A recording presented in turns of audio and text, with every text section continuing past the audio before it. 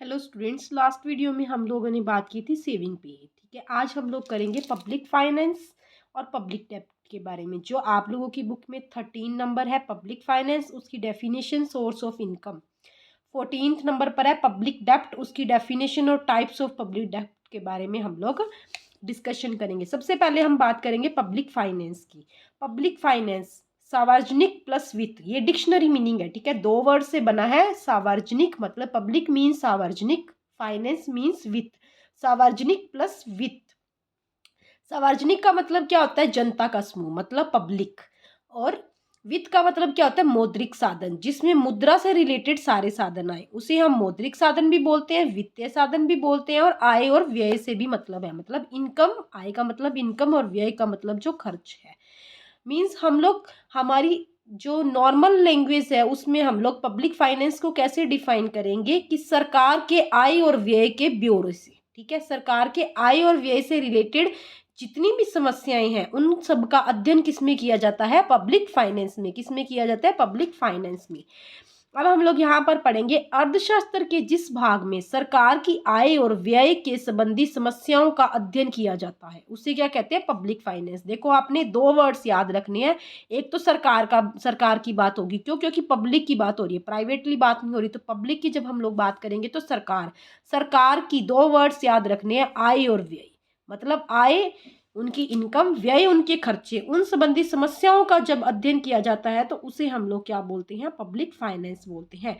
Next हम लोग बोलेंगे, अब ये हम लोग समझेंगे कि कितने लेवल पर इन समस्याओं का जो समाधान करती है या सामना करती है। 3 लेवल्स पर। कितने लेवल है? 3 लेवल पर। Centre level, state level, local level. Centre level, state level, local level पर। ठीक है, अब हम लोग बात करेंगे पब्लिक फाइनेंस होता क्या है। हम लोगों ने वैसे नॉर्मल लैंग्वेज में तो आम बोलचाल की भाषा में हम लोगों ने उसे समझ लिया है। क्या होता है? सरकार की आय और व्यय के संबंधी समस्याओं का अध्ययन किया जाता है। अब आगे हम लोग समझेंगे पब्लिक फाइनेंस। सरकार की आय प्लस व्यय। सरकार की आय प्लस व्यय, सिर्फ दो ही वर्ड है जो उनके इर्द गिर्द सारी बात घूमेगी। सरकार की आय प्लस व्यय। आय के सोर्सेज क्या क्या हो सकते हैं? सरकार को इनकम कहाँ से मिलती है? या तो टैक्सेस से मिलती है, या हम लोगों को जो पैसे दे रखे हैं उन पे ब्याज होता है, या सरकार को प्रॉफिट होता है। इन तीनों से सरकार को इनकम प्रोवाइड होती है। ठीक है, सरकार की इनकम के क्या क्या सोर्सेज है? पहला है टैक्स, फिर है ब्याज, फिर है लाभ। मतलब टैक्स, रेंट और प्रॉफिट। देन है व्यय। अब खर्चा भी तो करती है सरकार, तो सरकार के जो खर्चे हैं उसके क्या क्या सोर्सेज है? कहाँ कहाँ वह खर्चे कर रही है? सुरक्षा, शिक्षा, प्रशासन। ठीक है, हम लोगों को सुरक्षा देती है, जैसे डिफेंस। डिफेंस में क्या आ जाता है हम लोगों का? पुलिस की सुरक्षा आ जाती है। ठीक है, बीएसएफ की सुरक्षा आ जाती है, सीआईएसएफ की आ जाती है, सीआरपीएफ की आ जाती है। उस पे कौन खर्च कर रहा है? गवर्नमेंट खर्च कर रही है। शिक्षा, गवर्नमेंट हम लोगों को एलिमेंट्री शिक्षा, प्राइमरी शिक्षा, कॉलेज लेवल पर, यूनिवर्सिटी शिक्षा देती है। प्रशासन, ठीक है, इसमें क्या क्या आएगा? सुरक्षा, शिक्षा और प्रशासन, जिस पर सरकार खर्च करती है। आगे है डेफिनेशन वेस्टेबल की। किसकी है? वेस्टेबल की। सार्वजनिक वित्त में सरकार की आय और व्यय का अध्ययन किया जाता है। फिर से वही बात, आय और व्यय का अध्ययन किया जाता है। उनके परस्पर संबंध की, इनमें क्या रिलेशनशिप है, इसका नियंत्रण कैसे किया जाता है, क्योंकि कई बार सरकार की इनकम कम होती है और उसके खर्चे ज़्यादा हो जाते हैं, तो उन पे नियंत्रण कैसे किया जाता है। फिर उन खर्चों, अगर मान लो उनके खर्चे अधिक हो रहे हैं, ठीक है, और उनकी इनकम कम है, तो उसका प्रबंध कैसे किया जाता है, इसका भी अध्ययन किया जाता है। आगे हम लोग पढ़ेंगे सोर्स ऑफ इनकम। अब इनकम के सरकार के क्या क्या सोर्स हैं? आय का मुख्य साधन टैक्स है। क्या है? गवर्नमेंट का आय का मुख्य साधन क्या है? टैक्स है। Mainly 2 types tax. कितने टाइप्स के टैक्स है? Mainly 2 types tax. First one is प्रत्यक्ष कर एंड सेकंड वन इज अप्रत्यक्ष कर, direct tax and indirect tax. कौन कौन से टैक्स है? Direct tax and indirect tax. प्रत्यक्ष कर और अप्रत्यक्ष कर दोनों में हम लोग डिफरेंस करेंगे। ठीक है, डिफरेंस से हम लोगों को इजीली समझ आ जाएगा। पहले प्रत्यक्ष कर की बात करेंगे। डायरेक्ट टैक्स उस व्यक्ति द्वारा पे किए जाते हैं जिसके द्वारा लगाए जाते हैं। मतलब इसमें ये बोलते हैं, सॉरी, इसमें ये लिखना था कि उसी व्यक्ति द्वारा पे किए जाते हैं जिस पर यह लगाए जाते हैं। ठीक है, इस पर क्या आएगा? मिस्टेक है यहाँ पर, जिस पर यह लगाए जाते हैं। उसी व्यक्ति को पे करने पड़ते हैं जिस पर कानूनी तौर पर यह लगा दिए जाते हैं। पर अप्रत्यक्ष में क्या डिफरेंस है? यह कर लगाए किसी अन्य व्यक्ति पर जाते हैं, पर भार कोई व्यक्ति दूसरा उठाता है। मतलब लगाए तो किसी कानूनी तौर पर किसी एक व्यक्ति पर लगाए जाते हैं, पर उसका भार कोई दूसरा व्यक्ति उठाता है। तो आप लोगों ने इसकी एग्जाम्पल ध्यान में रखनी है। जैसे इनकम टैक्स, अब जिसकी इनकम होगी उसको ही उठाना पड़ेगा, मतलब डायरेक्टली उसका भार उस पर्सन पर ही आ रहा है। प्रॉपर्टी टैक्स, जिसकी प्रॉपर्टी है उसको ही उठाना पड़ेगा। उसके बाद गिफ्ट टैक्स, जिसको गिफ्ट मिल रहे हैं उसको ही उसका टैक्स पे करना पड़ेगा। पर इसमें क्या होता है, लगते किसी एक व्यक्ति पर है पर वो ट्रांसफर किसी दूसरे व्यक्ति पर कर देता है, उसे इनडायरेक्ट टैक्स बोला जाता है। सेल्स टैक्स, सेल्स टैक्स में क्या होता है, देखो लगते तो क्या है, जैसे हम लोग होलसेलर से लेके आते हैं, ठीक है, तो वो होलसेलर किस पे ये कर देता है, रिटेलर पर कर देता है, और रिटेलर किस पे कर देता है, कस्टमर्स पे कर देता है, ठीक है। इसको किस पे ट्रांसफर, होलसेलर ट्रांसफर कर रहा है किस पे, रिटेलर पर। रिटेलर किसको ट्रांसफर कर रहा है, सेल्स टैक्स कस्टमर को। तो ऐसे ये टैक्स ऐसे होते हैं जो लगते किसी एक व्यक्ति पर है पर इसका भार किसी और व्यक्ति को उठाना पड़ता है। Sales tax, production tax, entertainment tax और इंपोर्ट एक्सपोर्ट टैक्स। अब इन दोनों की ही डेफिनेशन किसने दी है, डाल्टन ने। डाल्टन ने बड़ी इजी लैंग्वेज में दी है इसकी डेफिनेशन। वह कर है जो उसे मनुष्य द्वारा दिया जाता है जिस पर यह कानूनी रूप से लगाया जाता है। वह कर है जो उस मनुष्य द्वारा दिया जाता है जिस पर यह कानूनी रूप से लगाया जाता है।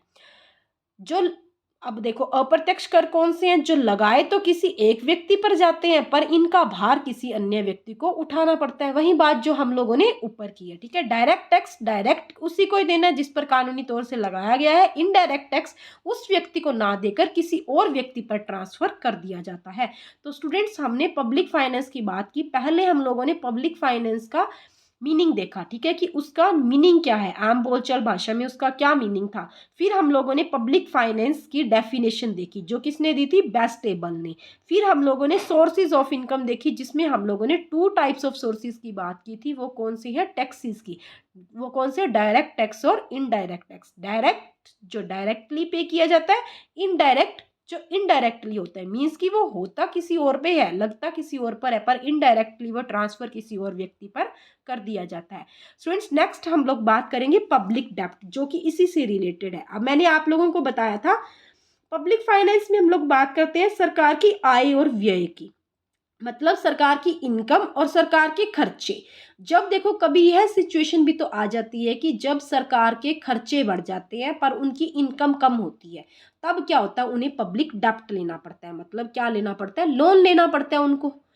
हम लोग कंपैरिजन इसकी अपने जो हम लोगों की डेली लाइफ है उससे कर सकते हैं कि जैसे हम लोगों के घर में इनकम में अगर हमारे खर्चे कभी बढ़ जाते हैं तो हम बैंक से लोन ले लेते हैं, वैसे ही गवर्नमेंट को भी अपने खर्चे चलाने के लिए लोन लेना पड़ता है। तो इसमें यही बात बताई गई है, अपने व्यय को पूरा करने के लिए, मतलब अपने खर्चे को पूरा करने के लिए सरकार कई प्रकार के ऋण लेती है। इन ऋणों को पब्लिक डेब्ट कहते हैं। यह देश के अंतर्गत मतलब इंडिया के अंदर भी ले सकते हैं और विदेशी मतलब कि इंडिया के बाहर की कंट्री से भी हम लोग लोन ले सकते हैं। तो उसे क्या कहते हैं, पब्लिक डेब्ट। ये हम 2 टाइप से ले सकते हैं, देश के अंतर्गत भी और विदेशी, दोनों प्रकार के हो सकते हैं। आगे हम लोग बात करेंगे डेफिनेशन की जो टेलर ने दी है। डेफिनेशन क्या है, सरकारी ऋण सरकार द्वारा बैंकों, व्यवसायिक संस्थाओं और व्यक्तियों से लिया गया कर्जा है। आम भाषा में उन्होंने बता दिया कि सरकारी ऋण क्या है, जो हम लोग बैंकों से पैसा उधार लेते हैं, व्यवसायिक संस्थाओं से, जो बिजनेस वाली संस्थाएं हैं उनसे हम लोग लेते हैं, और कोई भी व्यक्ति है जिससे गवर्नमेंट इजीली पैसे उधार ले सकती है, उसे हम लोग क्या कहते हैं, पब्लिक डेब्ट। आम भाषा में आप लोगों ने अपने दिमाग में एक ही बात सेट करनी है कि पब्लिक डेब्ट क्या है, अपने खर्चों को, अपने व्यय को पूरा करने के लिए जब सरकार कर्जा लेती है या पैसे उधार लेती है उसे हम लोग पब्लिक डेब्ट कहते हैं। मतलब सार्वजनिक ऋण कहते हैं उसे हम। वो 2 तरह से ले सकती है, अपने देश के अंदर भी ले सकती है और देश के बाहर भी ले सकती है, मतलब विदेशों से भी ले सकती है। आगे हम लोग बात करेंगे टाइप्स ऑफ पब्लिक डेब्ट की। पब्लिक डेब्ट की कितनी टाइप्स है, मेनली 2 टाइप्स है, इंटरनल और एक्सटर्नल। इंटरनल मैंने अभी आप लोगों को बताया कि देश के अंदर, एक्सटर्नल जो विदेशी कंपनियों से लेती है। तो देश के अंदर इंदिरा विकास पत्र, नेशनल सेविंग स्कीम, कुछ स्कीम्स आती रहती है जिसके अंतर्गत की वह पब्लिक डेब्ट लेती है। और एक्सटर्नल तो वह विदेशी कंपनियों से किसी भी प्रकार से वह कर्जा ले सकती है। तो स्टूडेंट्स, आज हम लोगों ने 2 टॉपिक किए हैं आपके बेसिक कंसेप्ट के अंदर। जो 2 टॉपिक्स आते हैं कौन कौन से किए हैं, पब्लिक फाइनेंस और पब्लिक डेप्ट हम लोगों ने किया था, और लास्ट वीडियो में हम लोगों ने किया था सेविंग। आई होप आप लोगों को अच्छे से समझ आ गया होगा। जो भी डाउट हो आप कमेंट करके उसको क्लियर कर सकते हो। Thank you so much.